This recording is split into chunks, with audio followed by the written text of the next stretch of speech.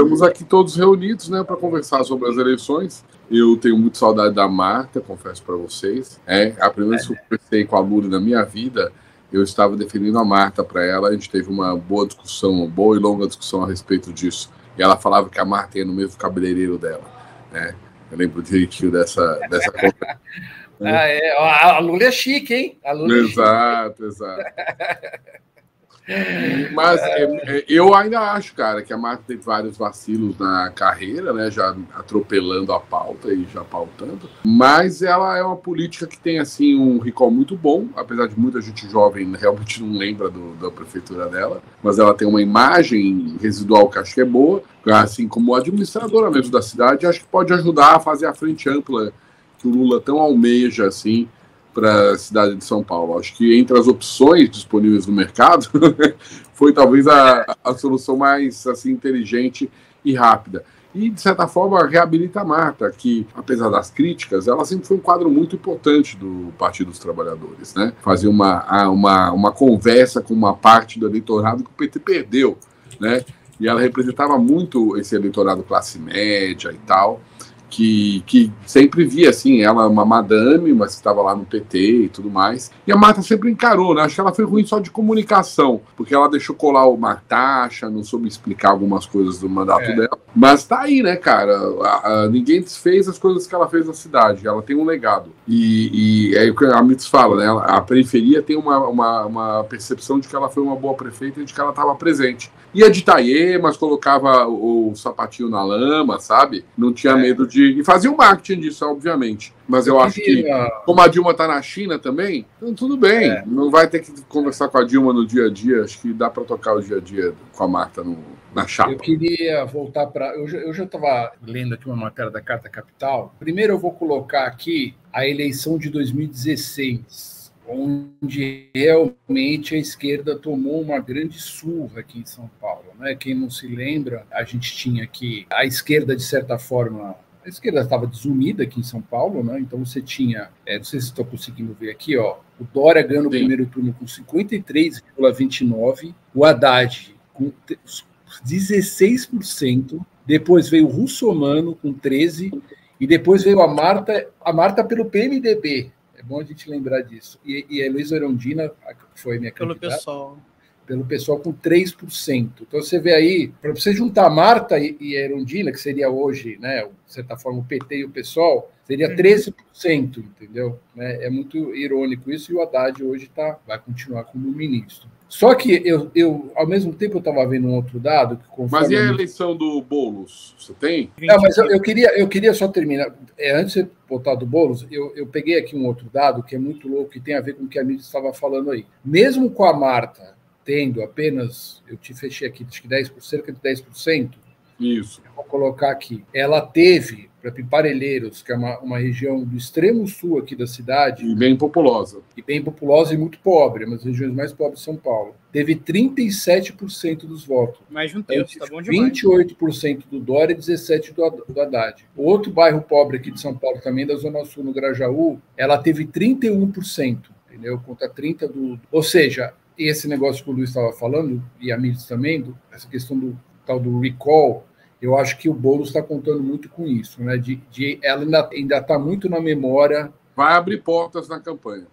Eu acho que isso vai ser muito importante. Agora, a gente não pode esquecer que a Marta, ela foi longe demais. A Marta, ela chegou a levar flores para Janaína Pascoal. Isso aí é uma coisa que parte do pessoal do PT não vai engolir a Marta. Não superou. Não superou. Assim, eu revi essa. Aliás, eu devia ter trazido a foto que eu esqueci. Eu ia separar essa foto, eu esqueci. Mas é uma foto e essa foto pode ser usada, inclusive, na campanha, né? Porque isso foi uma vergonha. E ela foi uma das maiores. Ela apoiou o impeachment. Apoiou o impeachment. Apoiou o impeachment. Apoiou de forma descarada o impeachment. Então, eu não sei o quanto isso vai pesar agora nesse momento, depois já de... Né, então, muita água se passou por baixo dessa ponte, né? Mas, ó a foto aí, Claudinho, olha lá, que coisa. E, não, ainda tá aquela do Sul aí do lado, né? Esqueci o nome dela, que parecia a Dona Benta, né? a tia do pão de queijo, sei lá.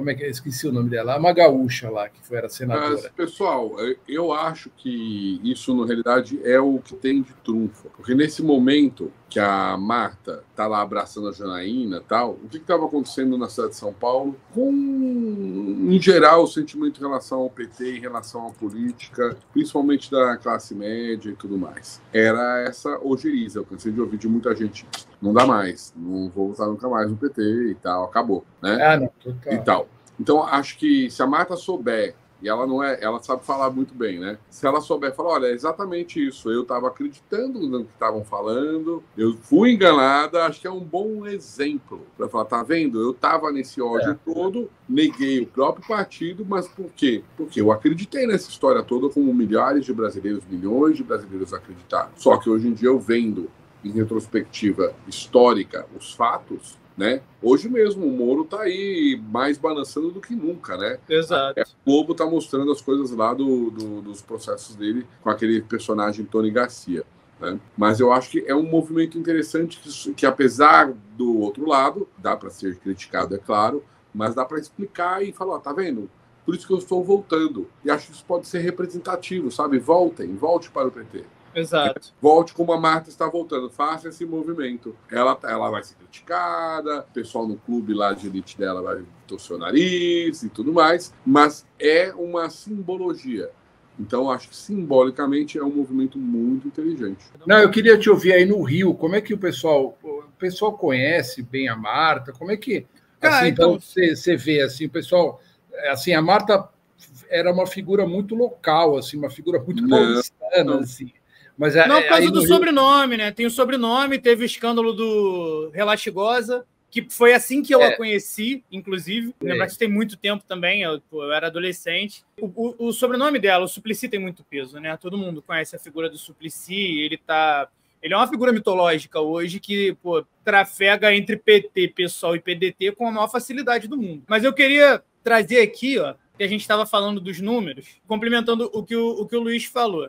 É simbólico, durante a campanha, ela vai ter a oportunidade de dialogar com outros Minions arrependidos, por assim chamar, e o pessoal que apoiou a Lava Jato. Então, ela fazendo parte desse regresso, né, com essa espécie aí de, vendo hoje o contexto histórico, tudo que aconteceu, eu fui enganada, de fato. Muita gente foi. Mas se a gente trazer aqui, para o segundo turno, olha a diferença do Boulos para o Covas. Foi 1.100.000 votos que o Guilherme Boulos teve a menos, né?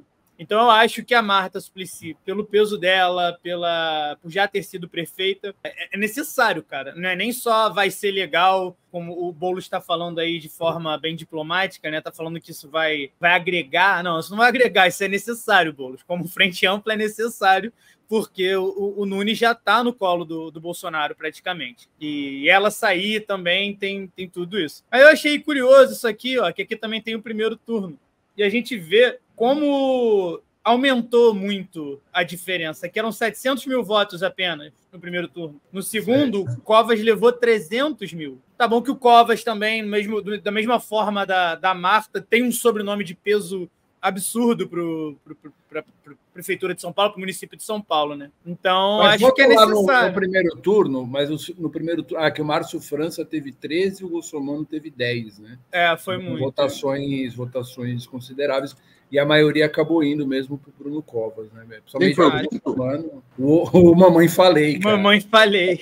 Então, mas olha, quase 10%. O Mano e o Mamãe Falei eram os candidatos mais bolsonaristas, concorda? Com certeza. Sim. Aí é Joyce Hasselman, né? PSL. Mas ela já estava... o bolsonarismo já tinha abandonado ela. Olha, só que hoje em dia ia estar gigante, cara. Orlando Silva, do PCdoB. Porque agora ele tá de relatoria da PL das fake news, né? Então, hoje em dia, ele acredita... 0,23, né? 0,23. Mas eu acho que nessa eleição também teve um fenômeno, como não tinha nenhum candidato muito bolsonarista para o final, teve um índice de abstenção e voto nulos bem alto. Então, vamos ver se essa tendência se mantém. Mas eu acho que o Boulos chega fácil a 30, 35. O problema é ir contra a máquina da pública e vencer a rejeição. Mas ele tem uma chance. Eu acho que o Prefeitinho acaba sendo o favorito nessa altura do campeonato, mas é um favoritismo que pode ser derrubado porque ele é uma figura política fraca, né? Ele não tem...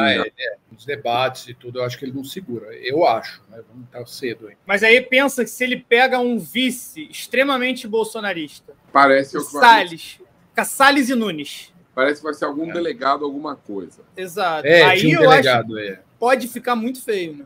Pode ficar muito feio, porque vai ser a máquina. Tá, Bolsonaro perdeu com a máquina. Então, pode acontecer. Mas se vier, além dele como... Tá no PSDB, não é? O Nunes?